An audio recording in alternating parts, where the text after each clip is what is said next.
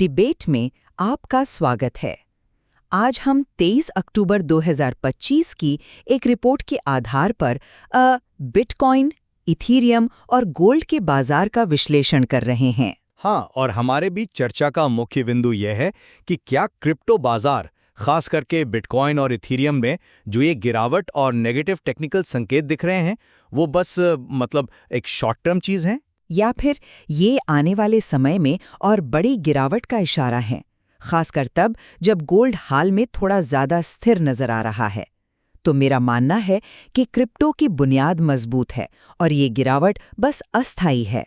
और मेरा तर्क ये है कि मौजूदा तकनीकी संकेतक और बाजार का जो मूड है, सेंटिमेंट, वो एक बड़े रिस्क की तरफ इशारा कर रहे हैं। तो ऐसे में गोल्ड ज्यादा सेफ ऑप्शन हो सकता है। मैं इसे मौजूदा आंकड़ों के आधार पर थोड़ा अलग देख रहा हूँ। ठीक है, तो मैं अपनी बात रखती हूँ। देखिए, बिटकॉइन जो अभी करीब $107,897 पर है और इथीरियम $3,751 पर। इनमें हाल में गिरावट आई है, जैसे ETH 24 घंटे में लगभग 4.5% गिरा है। ये सही है, लेकिन इसके पीछे के जो फंडामेंटल्स हैं वो बेहद मजबूत हैं। अक्टूबर 2025 में आप देखिए 16 से ज़्यादा स्पॉट क्रिप्टो ETFs के मंजूर होने की उम्मीद है, जिससे बाजार में करीब 48.7 बिलियन आ सकते हैं। ये कोई छोटी रकम नहीं है। साथ ही एक्सचेंजों पर बिटकॉइन की सप्लाई, मतलब जो बेचने के लिए उपलब्ध है, वो अब तक की सबसे निचले स्तर पर है। ये कमी का साफ संकेत है। और जो बड़े निवेशक हैं, जिन्हें वेल कहते हैं, उनकी एक्टिविटी रिकॉर्ड स्तर पर है। ब्लैक रॉक जैसे बड़े संस्थान भी इथीरियम ETFs ला चुके हैं। तो संस्थागत भरोसा तो है। और अगर आप तकनीकी तौर पर भी देखें तो बिटकॉइन का 200 दिन का मूविंग एवरेज, जो करीब 103.6 के से 105.5 के बीच है, वो लॉन्ग टर्म में तेजी दिखा रहा है। और हाँ, ये जो crypto fear and greed index 25-27 पर है, यानी बहुत ज्यादा डर, ये तो ऐतिहासिक रूप से खरीदारी का ही एक मौका रहा है। तो ये शायद 109 के से 120 के बिटकॉइन के लिए और 3,750 से 4,015 इथीरियम के लिए, इसके बीच बाजार के जमने का, कंसोलिडेशन का दौर है। आपकी बात में भविष्य की उम्मीदें ज्यादा झलक रही हैं, लेकिन अगर हम आज की हकीकत देखें तो देखिए, तकनीकी संकेतक तो साफ साफ खतरे की घंटी बजा रहे हैं। बिटकॉइन का RSI जो मोमेंटम मापता है, वो 41 से 46 के बीच है, जो कि कमजोरी दिखा रहा है। MACD एक और जरूरी इंडिकेटर है, वो नेगेटिव डाइवर्जेंस और बेयरिश क्रॉसओवर दिखा रहा है। सीधे शब्दों में कहें तो बेचने का दबाव बढ़ रहा है। और जो 50 दिन का मूविंग एवरेज है 114.5 के से 118.1 के आसपास, वो मौजूदा कीमत से ऊपर है, मतलब एक तरह की रुकावट बन गया है। इथीरियम का हाल भी सच कहूं तो कुछ ऐसा ही है। RSI 41 से 43 के बीच, MACD बिल्कुल फ्लैट, कोई खास मोमेंटम नहीं दिख रहा। और ये जो हाल में 770 बिलियन का फ्लैश क्रैश हुआ था 10-11 अक्टूबर को, हाँ, वो चिंताजनक था। बिल्कुल। या फिर वो $360 मिलियन BTC का एक ही एंटिटी को ट्रांसफर होना, या मार्केट में $227 मिलियन की शॉर्ट पोजीशन का होना, ये सब बाजार में अनिश्चितता और रिस्क को ही तो दिखाते हैं। और ये भी देखिए कि लंबे समय के धारकों ने भी $3.93 बिलियन के BTC ट्रांसफर किए हैं, जो शायद प्रॉफिट बुकिंग का संकेत है।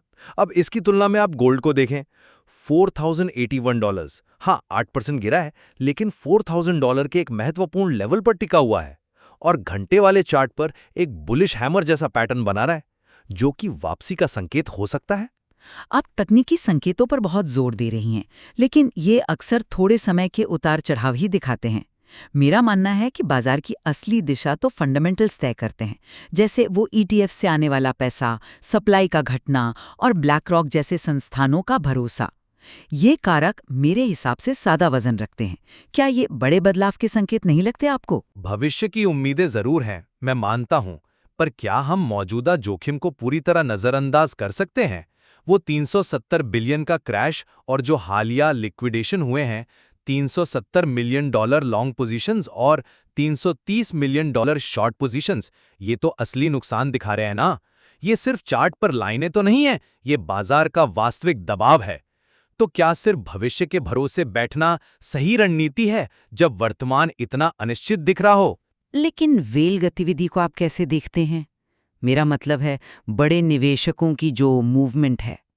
रिकॉर्ड खरीदारी हो रही है, जमा कर रहे हैं लोग। ये तो साफ तौर पर तेजी का संकेत है। और जब बाजार में अत्यधिक डर होता है, जैसा कि फियर एंड ग्रीड इंडेक्स दिखा रहा है, तब स्मार्ट निवेशक अक्सर खरीदारी ही तो करते हैं। हाँ, लेकिन देखिए, वेल गतिविधि के दोनों पहलू हैं। जहां एक तरफ खरीदारी है, ये बात सही है, वहीं दूसरी तरफ वो $360 मिलियन का बड़ा ट्रांसफर भी तो हुआ है और 227 मिलियन की शॉर्ट पोजीशन भी मौजूद है। इनको कैसे भूलें? और जो लंबे समय के धारक 3.93 बिलियन निकाल रहे हैं, इसे आप कैसे समझाएंगे? ये मुनाफा वसूली भी तो हो सकती है, राइट? और अत्यधिक डर हमेशा मौका नहीं होता है। कभी-कभी ये वास्तविक घबराहट का संकेत भी होता है, खासकर जब हाल ही में इतना बड़ा क्रैश हुआ हो। गोल्ड की स्थिरता अपनी जगह ठीक है, लेकिन क्रिप्टो में विकास की जो अपार संभावनाएं हैं, उन्हें कैसे भूल सकते हैं? ETF की मंजूरी लगभग तय मानी जा रही है और शायद फेडरल रिजर्व भी ब्याज दरों में कटौती करे। ये सब रिस्क ऑन सेंटिमेंट को, मतलब जोखिम लेने की भावना को बढ़ावा दे सकते हैं, जिससे क्रिप्टो को सीधा फायदा होगा। ये सही है कि क्रिप्टो में बड़ी छलांग की क्षमता है, मैं इससे इनकार नहीं कर रहा। लेकिन गोल्ड जो $4000 के सपोर्ट पर है, उसने इस उथल-पुथल भरे माहौल में रिलेटिवली स्थिरता दिखाई है। जब दुनिया भर में आर्थिक अनिश्चितता हो, जैसे आप अमेरिका चीन ट्रेड टेंशन की बात करें या G20 के क्रिप्टो नियमों पर जो चेतावनी आई है, तब निवेशक अक्सर गोल्ड जैसे सुरक्षित माने जाने वाले विकल्पों की ओर ही देखते हैं। क्रिप्टो का प्रदर्शन ऐसे समय में सच कहूं तो मिला-जुला ही रहा है। गोल्ड के लिए 4000 का लेवल अहम है, ये बात सही है, लेकिन वहां से वापसी के संकेत भी तो दिख रहे हैं। बुलिश हैमर है, RSI रिकवर कर रहा है। क्या ये मौजूदा माहौल में ज्यादा भरोसेमंद नहीं लगता? इस संस्थागत दिलचस्पी के कारण उज्जवल दिखता है।